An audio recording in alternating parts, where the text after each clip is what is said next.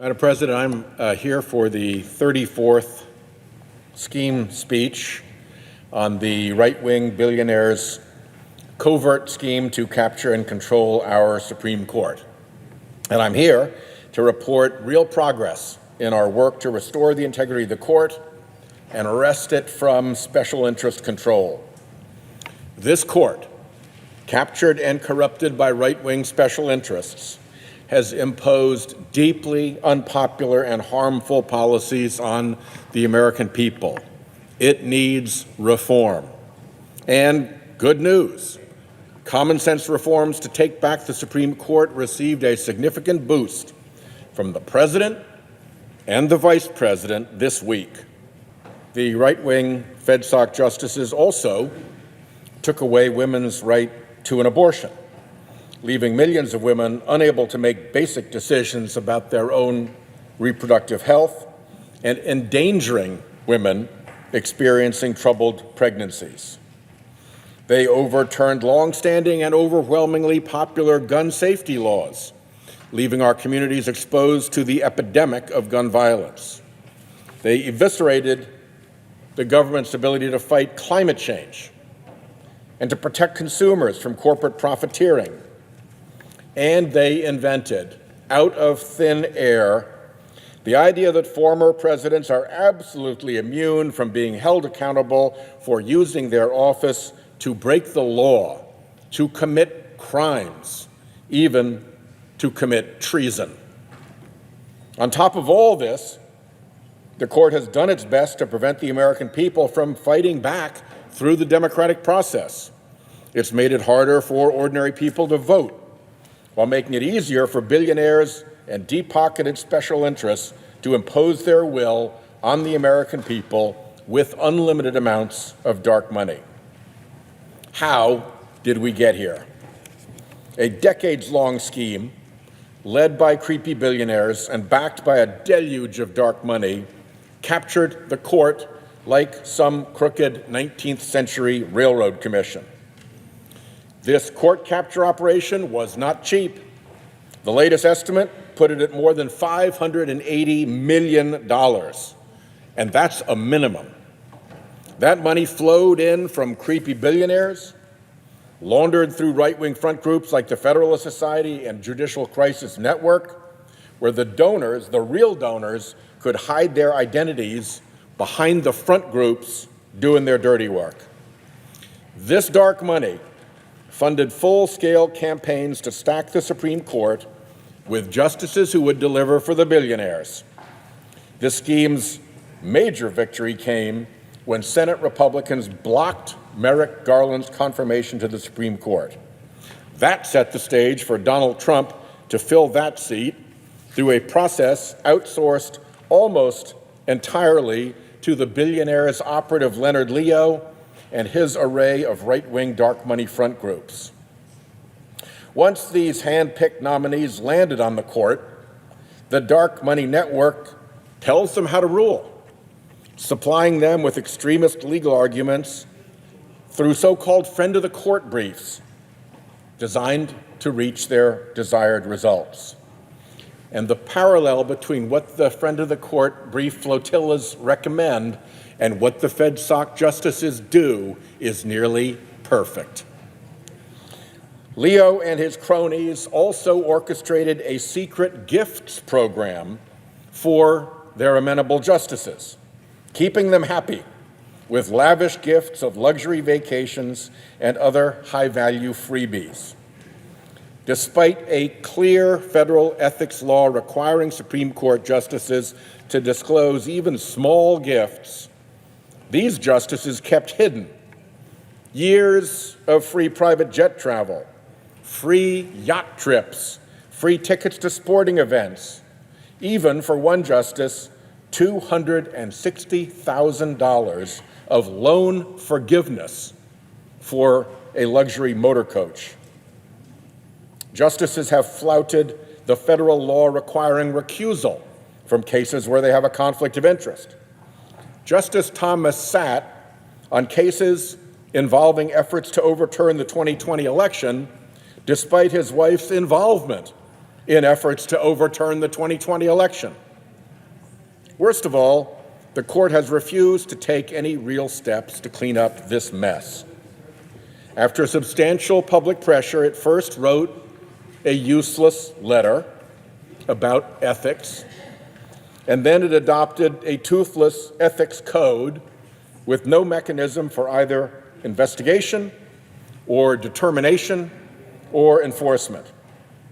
The Supreme Court now stands alone in all of government, free from any fact-finding about ethical misconduct.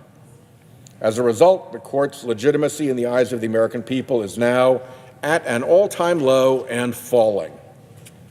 Well, against all that mess, earlier this week, something big happened. On Monday, President Biden and Vice President Harris endorsed two common-sense proposals to help restore the court's legitimacy. And happily, I have bills that perfectly align with both. First, the Supreme Court needs a binding, enforceable code of conduct. The Supreme Court should not violate one of the most basic principles of the law, nemo judex in sua causa. No one should be a judge in their own cause. Yes, that is a principle so old and so venerated that it is in Latin, and they violate it nonstop. The justices of the Supreme Court should have ethics rules at least as strict as the other branches of government, with a real process for finding out what happened and holding miscreants accountable. And overwhelmingly, Americans agree. Last week, Justice Kagan suggested that a panel of experienced lower court judges could review ethics complaints, compile a report, and then make recommendations to the Supreme Court. That's exactly what my Supreme Court Ethics Recusal and Transparency Act would do. And by the way, it's also what most all state Supreme Courts do. They all face the same problem of being the top Supreme Court in their sovereign entity, and they all face ethics review by other judges or panels. This is a solvable problem. My bill would also impose stricter disclosure of gifts justice receive, enhance existing recusal laws, and require the flotillas of phony front groups who lobby the court through friend of the court briefs to disclose their actual funders and connections. My bill passed the Senate Judiciary Committee last summer with the warm and welcome support of the presiding officer, and it's now awaiting a vote on the Senate floor. Democrats stand ready and willing to deliver on President Biden's and Vice President Harris's goal of bringing real transparency and accountability to the Supreme Court. President Biden and Vice President Harris also announced their support for 18-year term limits for Supreme Court justices, with new appointments to the court occurring every 2 years. That would counter the Republican Supreme Court justices' penchant for strategically timed retirements that tip the court into Republican hands. Term limits are a common-sense proposal with long bipartisan support. Supreme Court justices, including Chief Justice Roberts, have expressed support for term limits. Even some of our Republican colleagues have endorsed the idea. And a Fox News poll earlier this month showed that this idea has support from more than 75% of Americans. Fortunately, Democrats stand ready to deliver on this idea too.